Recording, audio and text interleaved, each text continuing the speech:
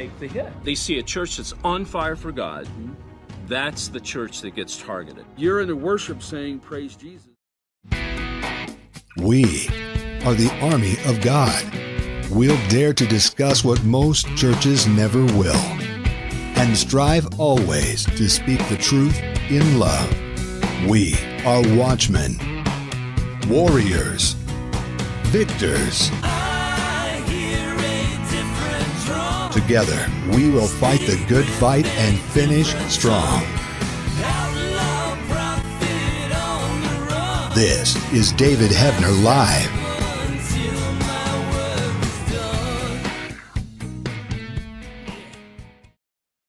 Hey, everybody, we are live, and I say, hey, action. That's what we do in the movie business. When a scene starts, action. And that's what we're going to talk about tonight is action. You say, David, I saw the thumbnail. You thought you were talking about a civil war. Well, I am. You know, several days ago, I woke up in the middle of the night. It was around about 3 o'clock in the morning. And I had a dream. I realized that I had a dream. You ever done that where you wake up and you kind of a little bit disoriented, and it's because of a dream. So I picked up the phone next to my bed and I clicked on YouTube and put in Civil War. And I don't normally do that. You know, I try to separate myself. It's very difficult. But the video that I watched, so this dude talking, that was my dream. What he was saying was 95% of my dream. I say 95% because 5% was a commercial, and that commercial wasn't in my dream. So I realized that God was speaking to me, and this is why I wanted to speak to you tonight. Folks, I've never said this before. You know, I've done many, many shows with people like Lisa Haven, Michael Lake, L.A. Marzulli, and we have talked about and touched on the persecution of Christians, the coming Holocaust, what I call the Holocaust of Christians. And I said, yes, it will happen because the Bible talks about it, but I never put a date on it, and I never was so immediate like I am right now. Folks, I don't see any way out of this. I believe there will be a war in America, in the Western world. Not just America, but the Western world. It'll be horrific, yes. But let me tell you something, and I want to get a few things straight from the very start of this. I do not advocate violence. I do not like it. I do not want it. I wish that we could all live in peace, happily ever after. But there's two things wrong with that. Number one is we got an election coming up. Number two is Jesus said the opposite. But I wish no one would suffer. My prayer every morning is, God, please let us live together in peace. That's my prayer.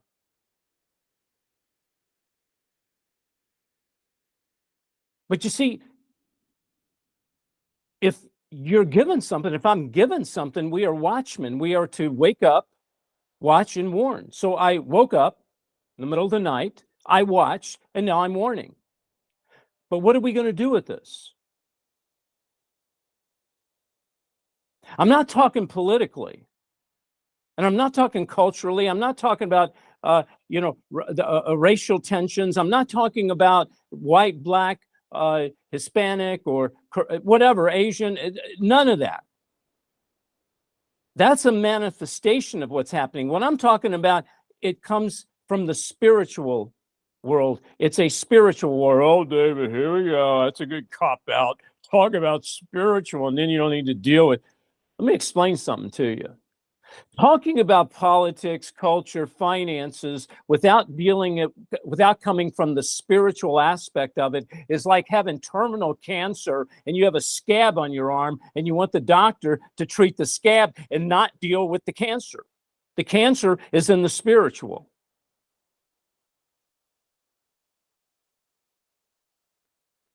And we're given signs. And those signs are in the Bible. Jesus talked about signs. Let's go to Spencer, before we go to Luke 12, 54, 56, do you know what day it is today, Spencer? Do you have any idea? President's Day, I believe.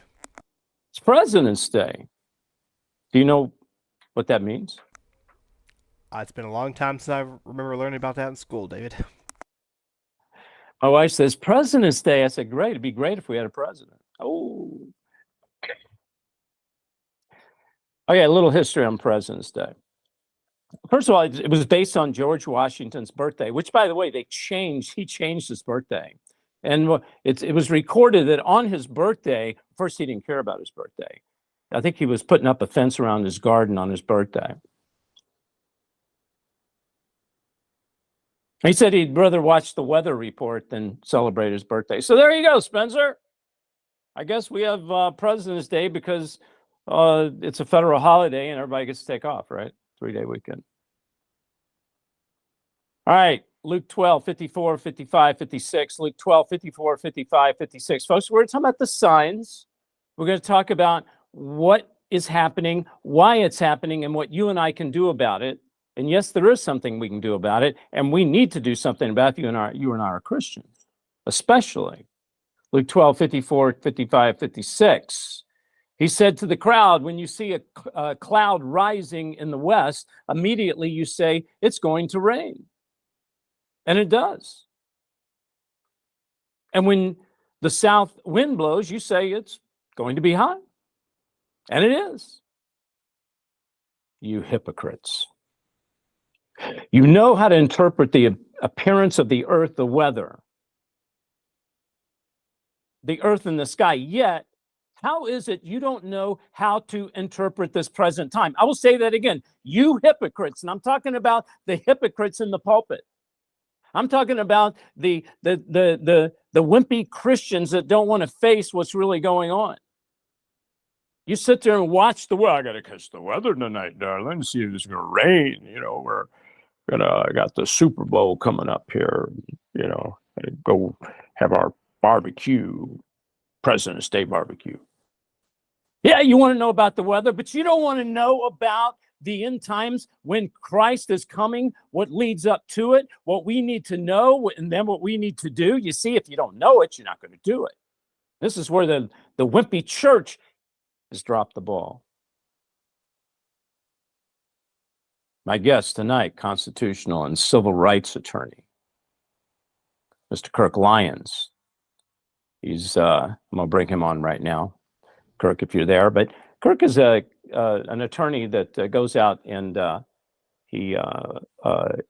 when monuments get taken down, I guess like maybe, I don't know, the South, you know, Civil War South, these monuments of the generals that represented the South, they get knocked down. Well, he goes out and he gets them back up. His motto is, first you knock down the monuments, then you take out the people.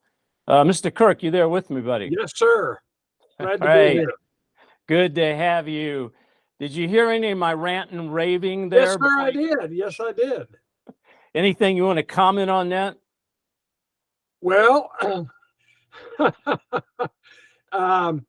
yeah, I think of course, the scripture is always spot on, but this is the times that we live in, and we are, we got to learn spiritual warfare because that's what we're involved in. That's what we're fighting. And we do. We have to brother. understand all the aspects of this war and what we really are up against. And a lot of the things we're up against is the devil's frontline troops. Yeah, I was saying what we're seeing, Kurt, is this is a manifestation of the spiritual world. Everything you're seeing is, I mean, I'm talking the stuff coming against Trump, the stuff, you know, with this stuff happening in Fulton County, all of this stuff. And it's not just that. There's a lot of other things we don't know about. And I'm not taking sides one side or the other. I'm just saying the craziness that's going on, the border, all that stuff. This is a manifestation coming from the spiritual, right? Yes. And it's not an accident that our betters, our elite, seem to have this love affair with things like Satanism and all kinds of unchristian, manifestations and beliefs. I don't think that's an accident. I don't think that just happened. It's kind of the nature of the beast. Yeah. Are you saying, again, I don't want to focus on politics, but are you saying a lot of the judicial, law enforcement, the political, the ones that seem to spearhead the direction of the country has come from a place of Satan worship, maybe Masons, these secret societies?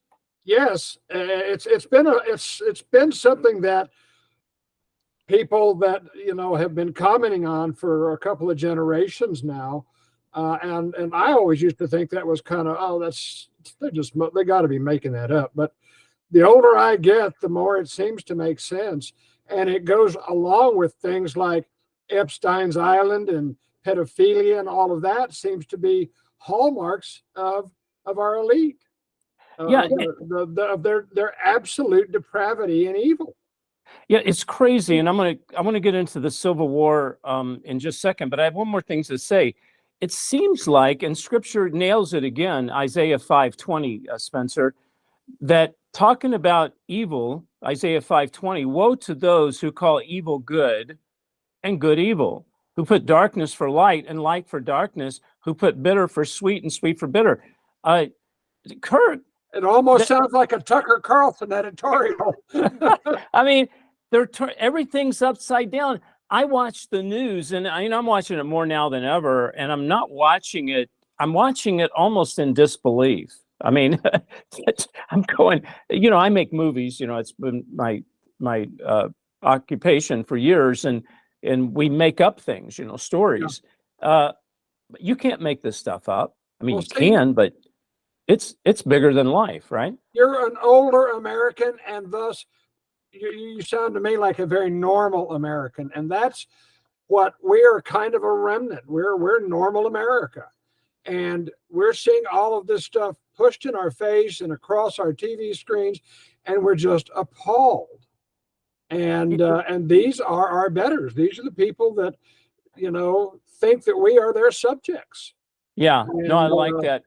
Hey, for sake of identification, let's call normal. I like your term, normal America. That's where I what I consider myself.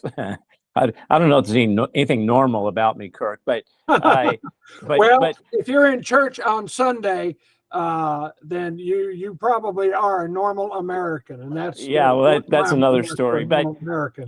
Yeah, so let's call normal American. A lot of people want to say Republican, they want to say conservative, but you see, and correct me if I'm wrong, I think you and I might be on the same page. There's as much corruption on the Republican side as there is the Democrat. I mean, the whole system is broken, corrupt. It is broken. Yeah, so you can't say Republican, Democrat. That's what they want you to do. They want to divide you into groups. You can't do that. Right. So let's have our own group. Let's say the normal American. I like that. That's normal American. Now let's call the evil side. What name are we going to give them, the evil side? Well, I call them the Demo Bolsheviks. I have a lot of names for them, but one of them is Demo Bolsheviks.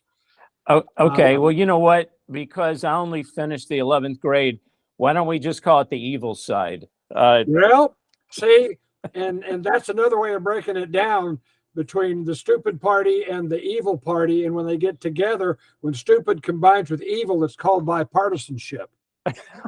And I guess the stupid is the Republic, right? Yeah. They have a bad habit of living up to their name, I'm afraid. Okay. So I want to talk about the Civil War. I had a dream. And I'm sure you've been privy to this long before me, because this is what you study. The Civil War, 1861. I want to go along and talk about that. Then I want to correlate it with what's happening today and see if we're walking side by side on this thing, if this thing truly is going to happen. Civil War, 1861. Why did it happen, Kirk? Why was there a Civil War?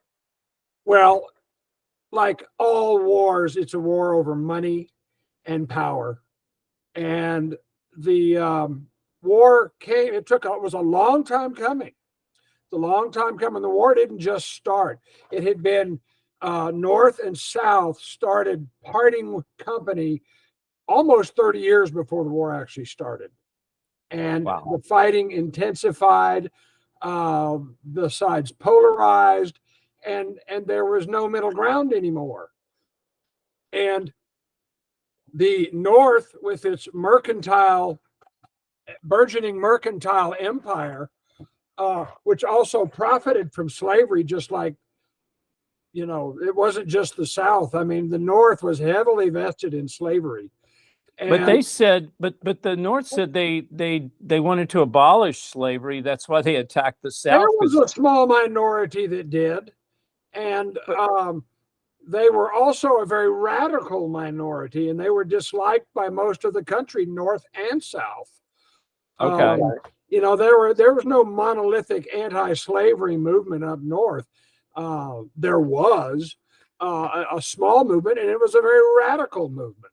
And they took a lot of radical notions over and above abolishing slavery, which most Americans, not just Southerners, but most Americans, saw the immediate abolition of slavery as a disaster economically. It would have been an economic disaster for the country. And so I think most intelligent people saw that slavery was a dying institution and that it would probably die a natural death at some point. But they couldn't just turn the society upside down and just abolish it overnight. That would have caused problems that nobody was willing or able to deal with at the time. But the rhetoric got heated, and as it got heated on one side, it then would heat up on the other side. And let me ask you a question, because I hear this a lot, and of course I in no way ever think slavery was a terrible thing. The only other thing I can think of is the Holocaust of the Jews. It was a terrible thing, but I've always heard, and tell me you think, that it really wasn't about slavery with the North. It was about money. They needed all that cotton. They needed the agriculture. They needed what the South has. That possibly they use slavery as an example. What do you think? I think in terms of the war, slavery was the excuse, not the cause. It was an excuse. Charles Dickens said it best. Slavery, he said this in 1862, slavery is nothing but specious humbug by the North to mask their desire for economic domination of the South. Wow. And he was not just an Englishman. He came over to this country twice. He was an intelligent observer of the American scene. And well, they said the South lost, but gained God, and the North won, but they kept money. I had a Baptist minister tell me that. I asked him that, who really won the war? And he said, the South won the war because we kept Jesus Christ. So the South won because they kept God. Because they gave up God for money and power. Yeah. And wow. That's a very simplistic way of putting it, but it has a ring to it, and there is something to that. So today, then, let's equate it to today. Again, just like they used slavery, now they're using racism as one of the tools. Right. They're trying to take over power. When I say they, we're talking about the evil side against the normal American. I call it a Marxist insurgency, and it's been ongoing. Yeah. It's not new. It's been around a while. Right. Those communists that we see everywhere now on campus, they were around when I was in college 40 years ago. Oh, yeah. And they were there. They had people ask me, but they were still there. There are plenty of them. They control the campuses even then, for the most part. Well, people go, David, are you a Republican? I go, no. They said, are you conservative? I said, no. But Kirk, you gave me the right answer. I'm going to tell people I'm a normal American. You're a normal American. No, I wouldn't, because there's just a lot. There's in the Republican Party, it's embarrassing. I see some of these. And see, the best the conservative movement and the Republicans can muster is to react. And they're what communists would call reactionaries, which is exactly where communists want them. They want them to react because usually they overreact to the benefit of the Marxist. Yeah, The only exactly. thing that will stop a revolution is counter-revolution. Yeah. So we have to have revolutionary zeal for Jesus Christ. We have to be revolutionaries like Jesus Christ. And we have to use him. You know, they have Che Guevara on their T-shirt. We need Jesus on our T-shirt if we're going to win this thing. If we're going, if constitutional law and the Bible are going to prevail, and if we have any hand in it, then that's how we've got to fight it. Yeah, absolutely. I want to go, Spencer. Go to davidheavener.tv. I want to play a clip. Go under the David's Choice channel. You guys, I hope you've signed up David Heavener TV. I hope you're watching this on David Heavener TV. It's free if you want to watch our show tonight. But David's Choice Spotlight. Let's play the intro to that America Under Siege. Let's play that. Franklin Graham declaring that Jesus would have approved of the vaccine. Are you telling me these bones could be from children that were killed, murdered because they were abused sexually? Witness the horror of a bunch of soldiers coming in your house because they suspect you have a Bible in there. Oh, yeah. That's me and John Wells. We've got a video up now. Folks, we got over 900 videos. Go and sign up right now, davidheavener.tv. Spencer, while you're there, scroll on down. Let's Spiritual Warfare Training Channel, Recommended Channel, Alien Demon Channel, Last Evangelist Channel. Look at that. Go and check that out.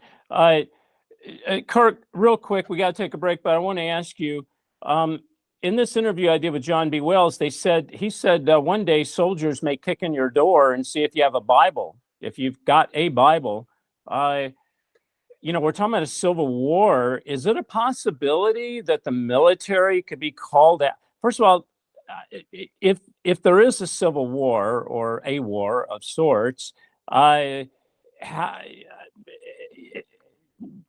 whoever ends up in, and it doesn't matter whether it's normal America or evil or whatever, it's just whoever ends up in there, is there a possibility that the military can kick your door down and actually brand you as a Christian or be looking for a Bible?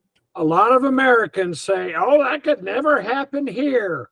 Well, it can happen here. It absolutely can happen. We've been watching it happen. And one of my comparisons is not just the Civil War. We're living through Weimar Germany right now. Wow. We're living through Weimar Germany right now. And I have a lot of sympathy for the German middle class now, for the horrible decision that was in front of them. Hitler or the communists? Hitler or the communists? And wow. We're in the middle of a Marxist insurgency right now. And yes, they're already kicking in doors, depending on where you live and who you are. That's been happening. Yeah. And our wonderful media doesn't report it. No, they don't. Well, they're taken over by that. They're part of the problem. Yeah. Kurt, when we come back, I'm going to ask you, Kurt Lyons, constitutional and civil rights attorney, I'm going to ask you, is there any way out of this? But up until that point, what do you think is going to happen? How's it going to play out? And what is Christians to do? So I want you guys to stay with me. We'll be right back. We're talking about the coming Civil War.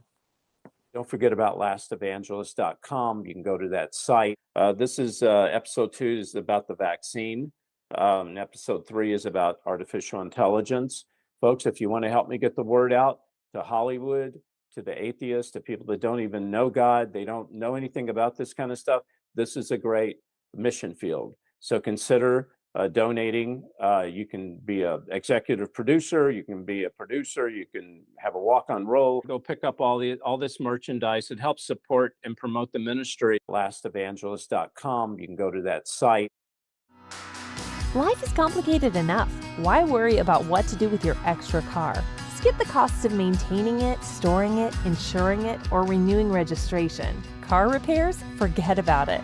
Here's one easy solution to your car problem. Donate it to a nonprofit. It's fast, free, tax deductible, and if you donate, you're going to feel incredible knowing you're supporting a great cause. Interested? Just call this toll-free number or donate online. Thank you.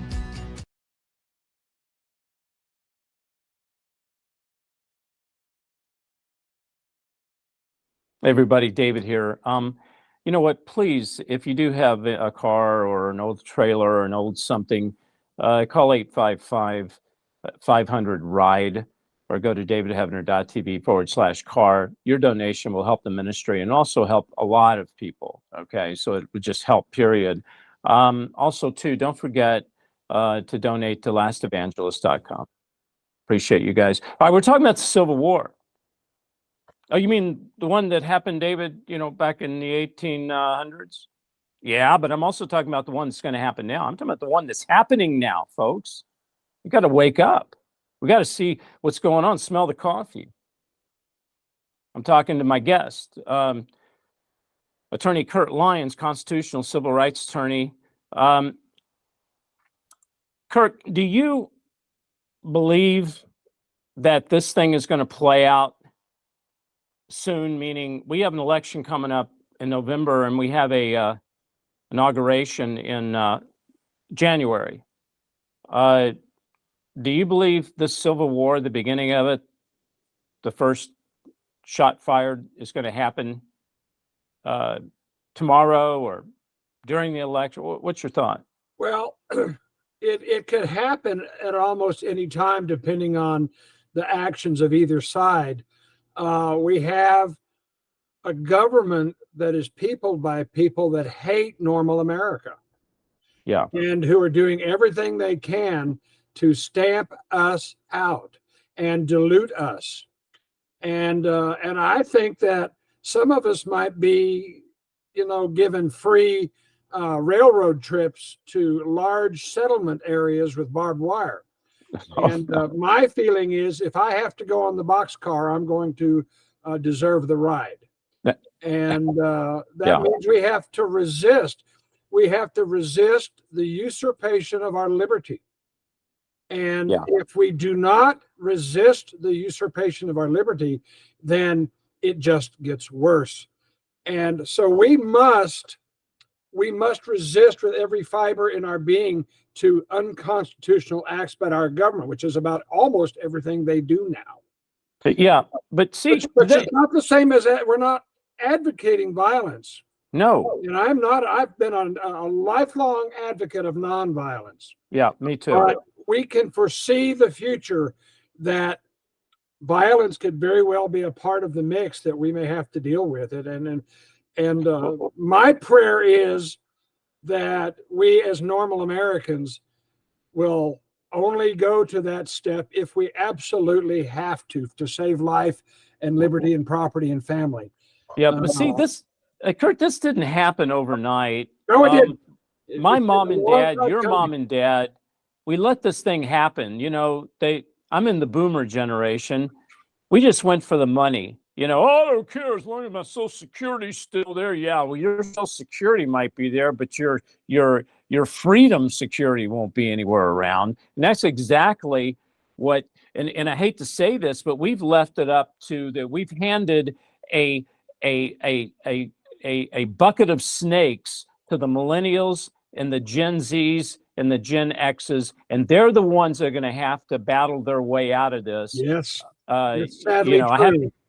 I got to say that because, and I'm just as guilty as anybody else. But you mentioned fighting the cabal, the deep state. The deep state's been around for a long time. Yeah, who is One the of the deep reasons state? that I bless Donald Trump, because Donald Trump, before he came along, all of us people talking about the deep state were called tinfoil hat wearers, conspiracy nuts, and crazos. That was me. That's what they called me. I've got a bunch of those. State out of the shadows. He made the deep state a mainstream phenomena, brought it out where everybody now talks about it. Yeah, we can talk about it without being called nutsy cuckoos. And God bless him for that, if nothing else. But it's been. He was one of them, Kurt. I consider the the deep state, I call 1963 the triumph of the deep state, because they bumped off a president and got away with it. And so it's been around a long time. 1913, very important year for the death of liberty in America. What happened in 1913? 1913, the constitutional amendment that allowed for the direct election of senators was passed. The 16th Amendment allowing the universal income tax was passed, and the Federal Reserve was formed, all in 1913. That's enough nails in the coffin, isn't it? And that was over 100 years ago. Yeah, well, we talked about this. Donald Trump, when he first ran, people said, "What do you think of Donald Trump?" I said, Donald Trump is he is a reality television show producer and star. I said, what do you want me to say about Donald Trump? I didn't know anything about him. He's a billionaire and he was on television. Reality shows in my world are like, give me a break, But as time went on, he started saying things that I had been saying for years. I'm going, what's this dude? What's he doing? How does he know? Well, you hit the nail on the head, and I agree, is that he came from that world, you see? He was in that world. And that's why they despise him and always will. The Trump hatred makes Nixon hatred look like child's play. Remember, exactly. Our generation of hippies despised Nixon till the day he died. Oh, they hated him. But that's nothing compared to what the Trump mania. Exactly. And people think that the Civil War is going to be tough. Let me read a scripture, Luke 12:49 through 53. The coming war, it's going to be tough. Let me tell you, it'll be tough. But it ain't tough. It's nothing tough compared to what Jesus is talking about here. He says, I've come to bring fire on the earth,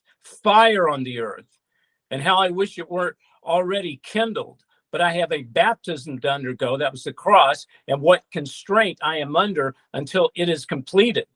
Do you think I came to bring peace on earth? No, I tell you, but division. From now on, there will be 5 in one family divided against each other, 3 against 2, and 2 against 3. They will be divided, father against son, son against father, mother against daughter, daughter against mother, mother-in-law against daughter-in-law, and daughter-in-law against mother-in-law. Kirk, he didn't leave hardly anything out, except the aunts, uncles, and cousins. And we as Christians see that kind of hatred directed at us every day by partisans on the other side.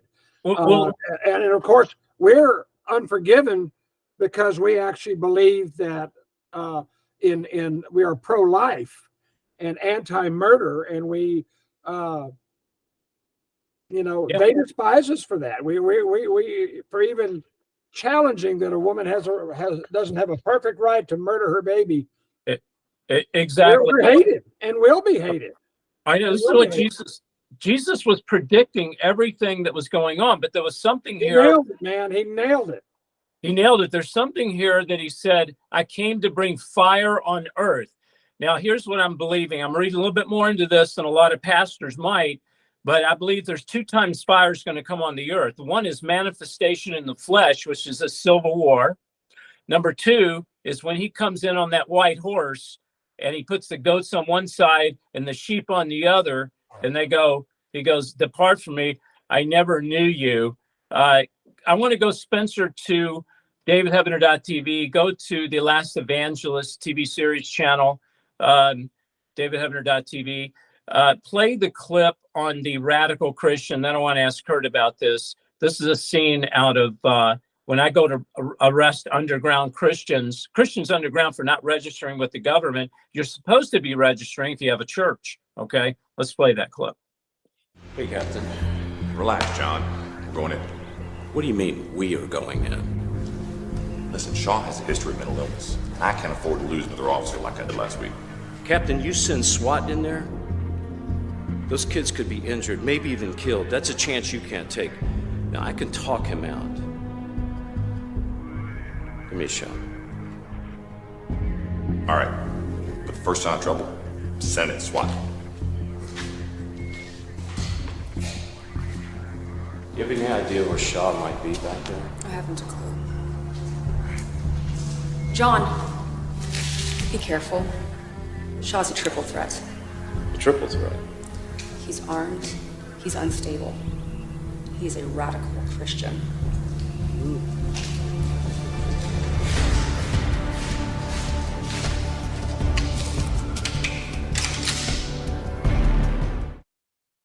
Ooh. Armed, unstable, and a radical Christian. Yeah, Kirk. That's a scene out of episode 1 of Last Evangelist. We filmed that, released it last year. We're releasing episode 2 about the vaccine. But I want to ask you about what's going on here. Basically, they were supposed to register this Bible study with the government. And my job is to bust underground Bible studies. And there's this man in the back room with his kids with a gun, and he's trying to protect his rights to read the Bible. She says, be careful. He's a triple threat. He's armed. He has a gun. He's unstable. Well, they say he's unstable because he believes in Jesus, and he's a radical Christian. I want to ask you about that. Do you see this happening? I mean, in part of this upcoming civil war? Because of the other side's love affair with the Chinese Communist Party, that's very possible. Because what you saw there is what goes on in China right now if you're a Christian. I know Chinese missionaries that can't go, that were literally kicked out of the country and can't go back in because it has just gotten so restrictive, and they're back to smuggling Bibles into the country. Well, but you see, that happened in Canada during this lockdown. Even in the United States, they didn't. I'm not sure. Well, they did drag preachers off to prison, but also I interviewed preachers in Canada that are actually, one is still in prison today. So, I mean, it's happened here. And we're putting nonviolent abortion protesters in prison for 11 years in Nashville, Tennessee, just 3 weeks ago. Yeah, I heard about that. We're going to be praying for them too. And I want to talk about that when we get into Underground, about how that came to be and get your take on that. But before we do go into Underground, I want to talk about what is it that, when do you see this thing happening? Is it going to happen in the next? A lot depends on the election. There was a lot of criticism about the last time around, what happened there, what really happened there. Yeah. And if it happens again, and there is nothing going on at the Supreme Court and nothing going on by the opposition party or the losing party, then it'll be up to the American people to do something. Oh my goodness. If they don't, then just go ahead and get your reserve spot in the boxcar. Yeah. So what can, we talked about going different places when you and I did our pre-interview. What state would be the best to go to if someone could move? If someone could move, give us the top 2 states, in your opinion, that has the best sovereignty. Because when this thing hits, don't you agree that it's going to depend upon the local state government to protect its people? It will, and they're almost all bad and unresponsive. So it's in terms of picking it for the government, pick it for what you can make out of that government if the times do change. Yeah. But I'd have to say, of course, I'm a Texan, and if Texas makes a play for leaving the Union, then I would have to be there with her. Yeah. Can they do that? And there's a showdown. There's a potential showdown right now with the feds over the border. Well, I know. Texas put up the barbed wire. They don't want any more illegals over the border. Well, 5 million crossed since the Biden regime came in. I mean, good Lord. Oh, I know. Many of them are now teaming up, they're saying, with the gangs because they can't get a job. A lot of these military age kids that came over, the gangs are going to recruit them. It's just going to be chaos in the street. So what about Texas? We talked about earlier in our pre-interview that they wouldn't secede, but there is an a de-annexation. They would de-annex because they were originally annexed as an independent nation. Right. The Republic of Texas was an independent country for almost 10 years. Yeah. So do you see them possibly pulling away? Is that a possibility? There's a lot of people wanting to try. The Texit movement, the Texas National Party, has 500,000 members. That is nothing to sneeze at. That is absolutely amazing to me. After hearing secession movements and independence movies poo-pooed and downplayed and said you can't do it for years, to find out that Texas has got an exit party that's got 500,000 members. That's pretty impressive, and growing and growing. Yeah.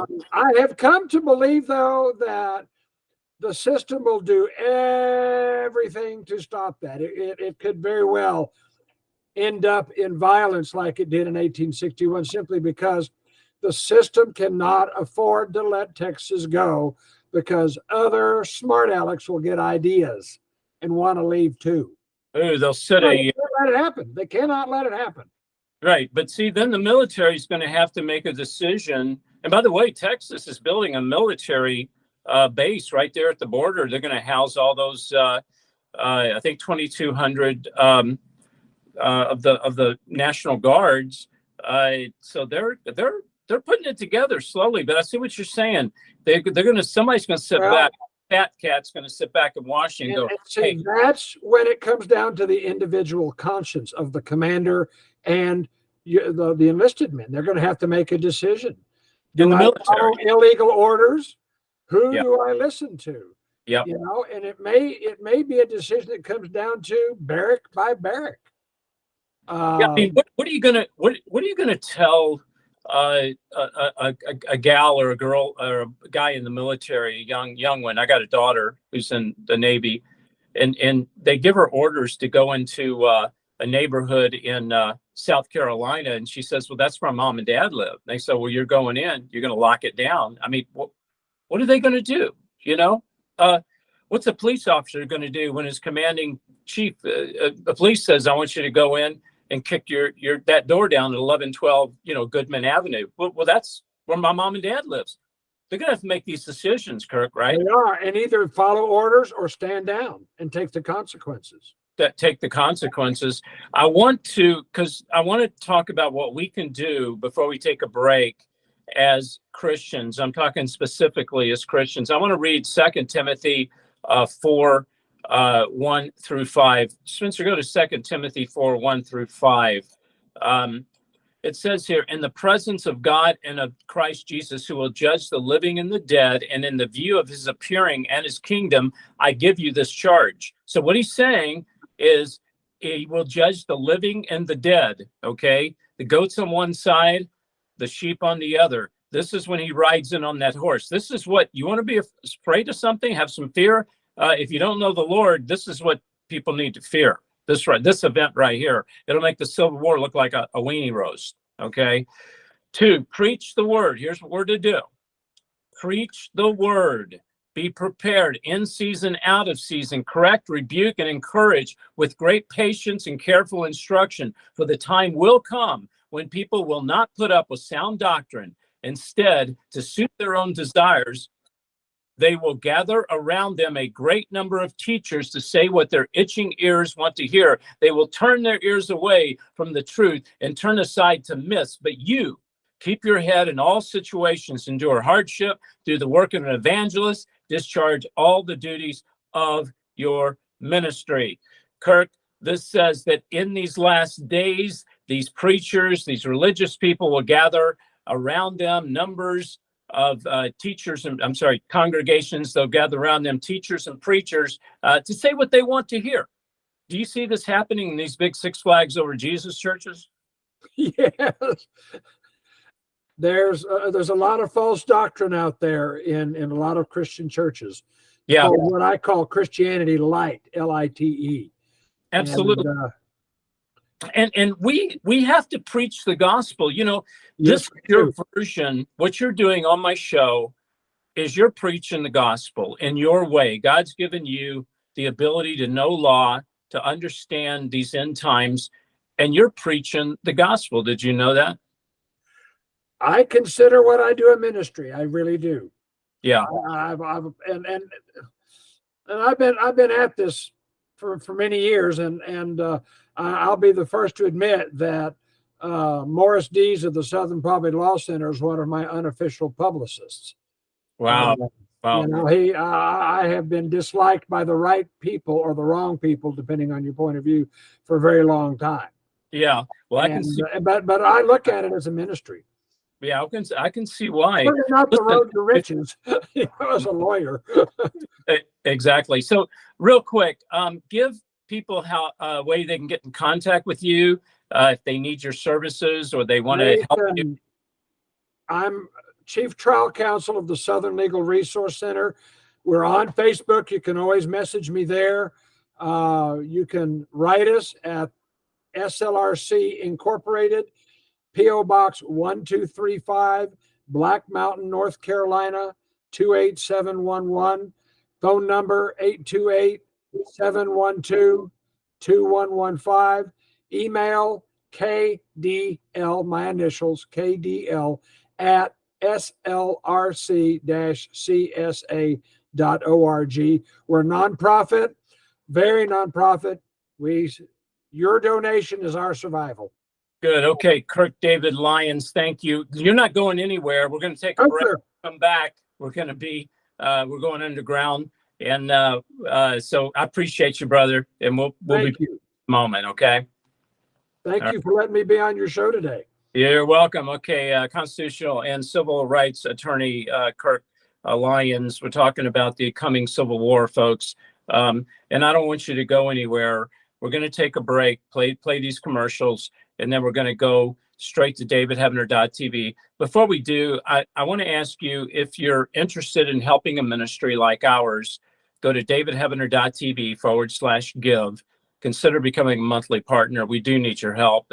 We are a nonprofit. That's how we survive. I don't have sponsors and all that kind of stuff. I don't really want to get into all that. So please go there. Go to lastevangelist.com if you would like to, support making episode 2 of Last Evangelist. And also, if you want to order a product like this End Times Investigation DVD, and also the Last Evangelist episode 1 DVD, and my books, you can go to davidheavener.tv/order, call 844-805-0006, or you can text the word chosen to 91999. So go check it out. And we're gonna take a break on a commercial. And Spencer, we don't have Shanita here with us this evening, do we? Okay, because I want you all to pray for Shanita. She has a massive headache. Pray for her, please. She needs your prayers. Yeah, she's always with us, and we're praying for you guys. Okay, we'll see you on the flip side. God bless you all. In these last days, people will worship false gods. As the Antichrist arises, Christians will be persecuted. David Heavener Investigates is proud to bring you End Times Investigations, a new DVD series containing over 8 hours of interviews, commentaries, and teaching on Illuminati and the New World Order, Satanism, miracles and healings, the Antichrist, and one world religion. Hi, I'm David Heavener, and I'm proud to bring you this brand new DVD collection, End Times Investigations. David reveals how the media is working hand in hand with the Antichrist system. Order now and receive this special DVD collection. Text bonus to 41444 or davidheavener.tv/order. Call toll free 844-806-0006. Text bonus to 41444 or davidheavener.tv/order. Call toll free 844-806-0006.